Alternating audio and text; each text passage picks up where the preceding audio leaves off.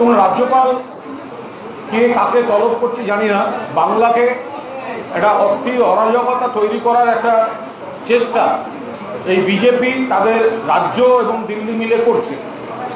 আর রাজ্যপাল তার বিরুদ্ধেই তো এই ধরনের অভিযোগ রয়েছে।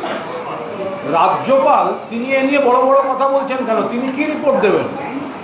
রাজভবনে আপত্তিকর কাণ্ড ঘটেছে, ক্রাইম এগেনস্ট উইমেন, তার অভিযোগ রয়েছে।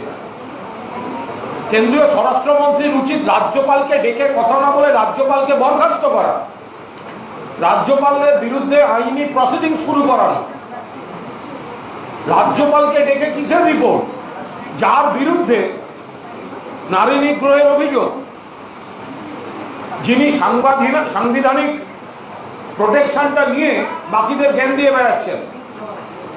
ফলে সেই রাজ্যপালকে ডেকে বাংলা নিয়ে বৈঠক নয়, সেই রাজ্যপালকে অবিলম্বে বাংলা থেকে সরানো, বরখাস্ত করা, আইনের বিচারের মুখে আগে এই রাজ্যপালকে ফেলে দেওয়াটা কেন্দ্রীয় স্বরাষ্ট্রমন্ত্রীর উচিত।